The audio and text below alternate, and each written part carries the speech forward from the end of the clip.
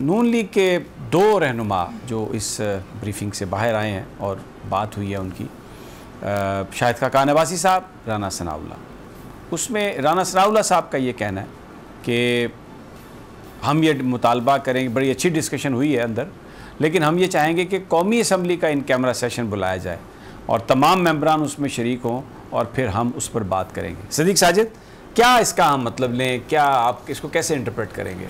ज़ाहिर है एक तो नून लीग का अपना इजलास होगा, उसके बाद राना सनाउल्लाह ने जो बात की वह शाहिद खाकान अब्बासी ने कि पार्लियामेंट का यानी कि सेनेट और कौमी असम्बली दोनों ऐवानों का मुश्तरका इजलास इन कैमरा बुलाया जाए ताकि तमाम मेंबरान की जो है वो राय आ जाए और उसके बाद जो है वो हम एक मुतफ़िका डॉक्यूमेंट जो है वो बनाने में कामयाब हो जाए।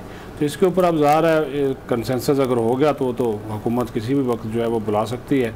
इसमें ऐसा कोई मुज़ायका भी नहीं है। तो पूरी की पूरी पार्लियामेंट, जिस तरह मैंने कहा कि ऑनरशिप अगर इसके वो ले लेंगे तो ज़्यादा अच्छी बात होगी। देखिए, अस्करी क़यादत ने सारा जो अपना जो पलड़ा है जो उसका वज़न जो है वो इनके पार्लियामेंट पर डाला है और ये कहा गया चीफ़ की जानिब से कि जब भी आपने हमें बुलाया हमने आपको ब्रीफिंग दी। पुलवामा वाक़े के बाद एक ब्रीफिंग हुई थी, वो भी आपके सामने है। उसमें भी जब भी इससे पहले भी इवन के मुशर्रफ दौर से चीज़ें स्टार्ट हो गई थी तो उस वक़्त भी इनको जब बुलाया गया तो ये आए थे। तो हमेशा पार्लियामेंट की बालादस्ती और जमहूरियत के हवाले से जनरल कमर जवेद बाजवा का जो अज़म है वो बार बार इसको दोहराते भी रहते हैं। तो उन्होंने कहा जी बिल्कुल इसके ऊपर पार्लियामेंट फ़ैसला करे कि और उन्होंने जो भी वो इसके हवाले से जो इत्तेहाद और जो कौमी यकजहती की हम बात कर रहे हैं, इत्तेफाक राय की ज़रूरत कर रहे हैं, तो जब इत्तेफाक राय होगा ये तो सबके वो तो बेहतर। एक सवाल मेरा आपसे मैं करना चाहता हूँ कि जब इलेक्शंस होते हैं उसके नतीजे में जो हुकूमत बनती है,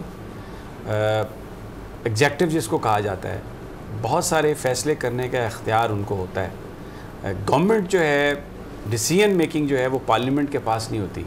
पार्लियामेंट का काम है लेजिस्लेशन करना, जबकि जो एग्जेक्टिव डिसीजंस हैं वो हुकूमत लेती है। हमारे यहाँ ये जो एक डिमांड शुरू हो जाती है हमेशा से, जो जमात अपोजिशन में आती है तो वो कहती है पार्लियामान इसका फ़ैसला करे। अगर पार्लियामेंट ने फ़ैसला करना है तो वज़ीर आज़म किस लिए बनाया गया है, इलेक्शन किस लिए हुए हैं? तो पार्लियामेंट फ़ैसला हुकूमत एतमाद में लेती है। पूरी दुनिया में ये है, हुकूमत अपनी पॉलिसीज़ बयान करती है और उसके बाद फिर पार्लियामेंट अक्सरियती फ़ैसला होता है। तो क्योंकि गवर्नमेंट के पास पार्लियामेंट की अक्सरियत होती है, आइन में वो एग्जेक्टिव है, प्रोगेटिव उनके पास है, तो ये क्या एक बात हमारे यहाँ की जाती है? पार्लियामानी जमहूरियत के जो असूल हैं उससे तो ये बिल्कुल कंट्राडिक्ट कर रही है। एग्जेक्टिव का इख्तियार आप पार्लियामेंट को दे दें। बिल्कुल आपकी ये बात सही है, जो एग्जेक्टिव का एक इख्तियार है ये तो सुप्रीम कोर्ट के वाज़े फैसले हैं। उन्होंने तो एक लाइन जो है वो क्लियर कर दी कि पार्लियामेंट क्या किरदार अदा करेगी और एग्जेक्टिव का हमारे आइन में भी ये लिखा हुआ, हमारे आइन में भी बिल्कुल लिखा हुआ। लेकिन आपको याद होगा, मुझे आपके इस बात से याद आ गया, नवाज शरीफ दौर में जब ये पनामा का केस आया था एतजाज़ हसन बड़ा कहते रहे कि पार्लियामेंट में चले जाएँ, नहीं गया, नवाज शरीफ फंस गया, उठा फिर अदालत को नोटिस देना पड़ा। तो वो भी अगर हुकूमत उसके ऊपर फैसला कर लेती तो वो उस वक्त की जो आप बात कर रहे हैं एग्जेक्टिव उसके ऊपर फैसला करती तो वो हो सकता है कि कोई बचत की राह निकल आती, लेकिन उन्होंने जनाब वो अदालत में फिर वो मामला चला गया। तो ये ज़ाहिर है समीर साहब आपकी बात बिल्कुल ये दुरुस्त है कि एग्जेक्टिव के जो इख्तियारात हैं वो एग्जेक्टिव को ही इस्तेमाल करना चाहिए। पार्लियामेंट के अंदर बहस ठीक है, बहस हो जाए, लेकिन जो पार्लियामेंट हुकूमत उसी की होती है ना जो जिसके पास अक्सरियत हो। तो अगर आप पार्लियामेंट में लेके आएंगे और उसके बाद फैसला वोटिंग से करेंगे तो भी हुकूमत के वोट ज्यादा है ना। ये बजट पास हुआ कि मिसाल है सामने, कोई भी लेजिस्लेशन का एक मतलब वैसे ही बस रंग में भंग डालने वाली।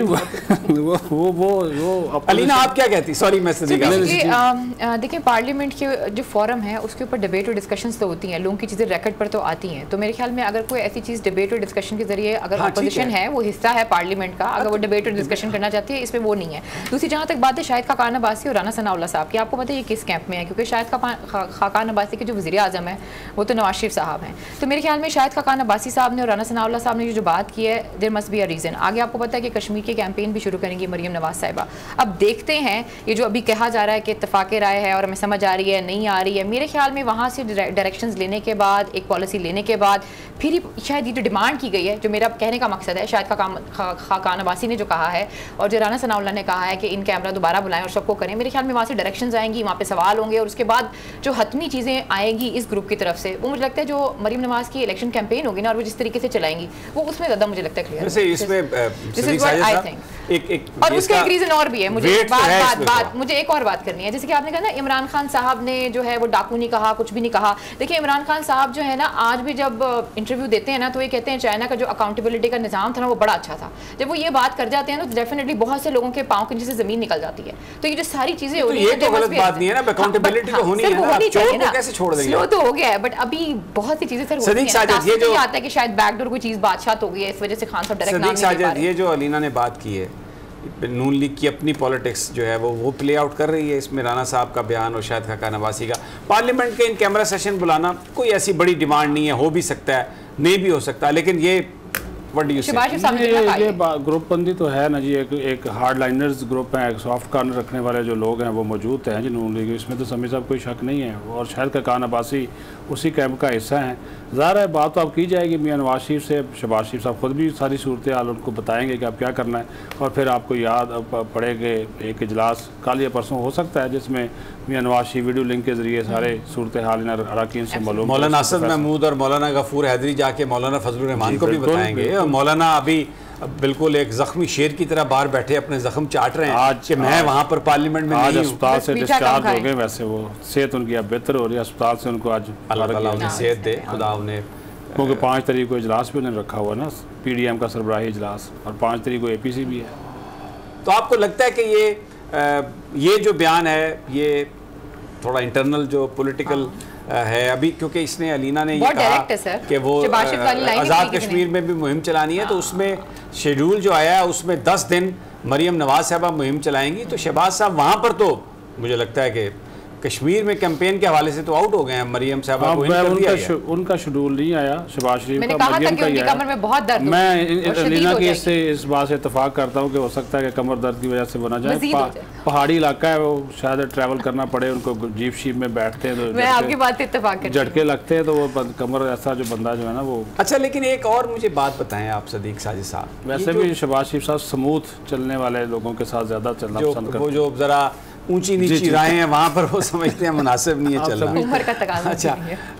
अच्छा, एक और बात मैं आपसे पूछना चाहता हूँ। ये मेरे सामने प्रेस रिलीज पड़ा है, ये मरियम औरंगज़ेब साहबा बड़ी डायनामिक किस्म की खातून है और इसमें भी कोई शक नहीं कि उन्होंने नून लीग का मीडिया विंग जो है बड़ी कामयाबी से चलाया।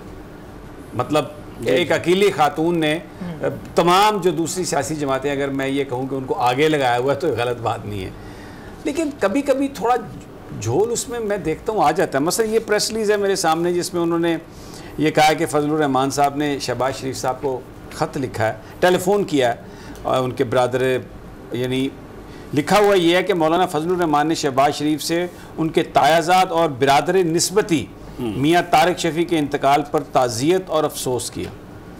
अब इसमें एक फैक्चुअल मिस्टेक है बहुत बड़ी, वो ये है कि तारिक शफ़ी साहब जो हैं वो मियाँ शहबाज शरीफ के बिरादर निस्बती नहीं है, वो उनके हम जुल्फ़ हैं।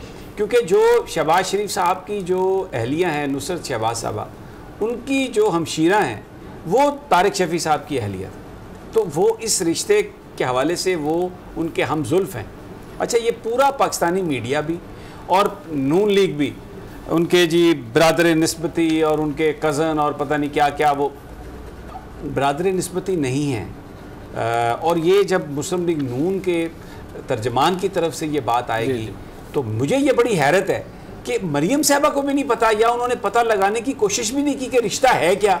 आप बिरादर निस्बती, हम जुल्फ़ को बिरादर निस्बती बना रहे हैं, ये इतनी फिर। अच्छा, इससे मैंने ये बात इसलिए की है, इसका मतलब है कि और भी बहुत सारे जो फैक्ट्स आते होंगे प्रेस रिलीज़ में, और भी जो बहुत सारी कहानियाँ हमें मिलती हैं, वो भी फिर उनमें भी वो कहीं से कोई इन्फॉर्मेशन आ जाती है और उस पर वो दस्तखत करके उसको जारी कर देते हैं। ये ऐसी कहानी है। ये ज़ाहिर है, ये जो लाहौर से जारी हुआ और मरियम औरंगज़ेब साहबा को भेज दिया गया कि आप इसको इशू कर दें, वहाँ पे जो उनके मीडिया के लोग हैं मॉडल टाउन में या रायबंड में बैठे हुए, उनकी जानब से तो आपकी बात दुरुस्त है कि इनको देखना चाहिए था। और ये जो, क्योंकि मेरे पास वक्त कम है, लेकिन हमारे मीडिया ने भी ऐसे चला दिया, लेकिन मीडिया तो खैर जो वो आएगा वो चला देगा। लेकिन सवाल ये है मरियम औरंगज़ेब साहबा, अगर आपको एक बेसिक पॉइंट भी नहीं पता कि बिरादर निस्बती हैं या हम जुल्फ़ हैं, तो ये जो बाकी इतने फैक्ट्स एंड फिगर्स आप पेश करती हैं, इतनी बहादुरी से, इतने कॉन्फिडेंस के साथ आप आके तनकीद करती हैं, तो एक सवाल उठता है कि फिर वहाँ पर भी